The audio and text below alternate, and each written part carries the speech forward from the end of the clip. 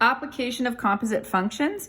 So example 7, a spherical weather balloon is being inflated. The balloon's radius r in feet after t minutes is given by the formula r is equal to the square root of t. Express the volume of the balloon as a function of time. After how many minutes will the volume be 4,000 feet cubed? Note the formula for a sphere is given here. So what the idea behind this is to write a composite function. So we want to express the volume of the balloon as a function of time. Right now, volume is based on the radius. So right now we have volume as a function of the radius. So that formula can be written this way. And we have radius as a function of time. So we really have r of t is equal to the square root t. And so what we want to do is express this volume formula as a function of time. So we're going to write the composite function where we substitute the root of t in for that. So we're really finding v of r of t. So that we plug in the square root of t in for our variable. So it looks like this now. And so what this does is this allows us now to find time, because it says how many minutes given the volume, because now my formula has volume in it. So volume is equal to this formula with t. Otherwise, I could have done this in 2 steps, which is not the idea behind the composite functions.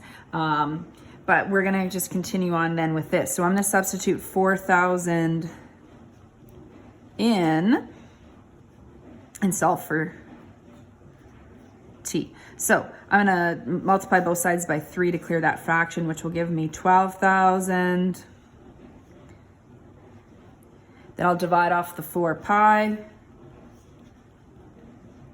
And so that's going to give me, you make sure you put in your calculator, make sure there's brackets around that when you're dividing it.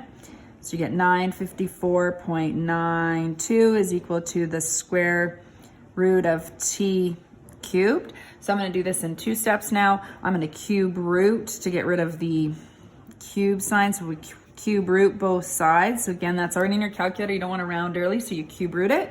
And you're going to get 9.84, etc. is equal to the square root of t.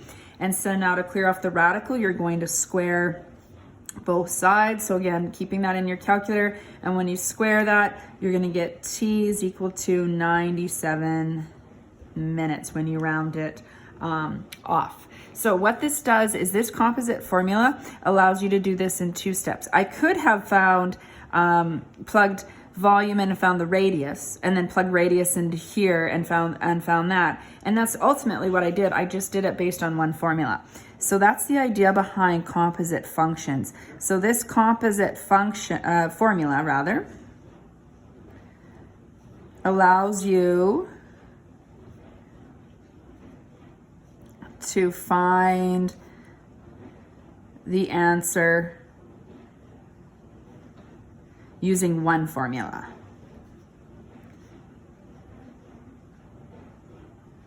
Compared to both separately.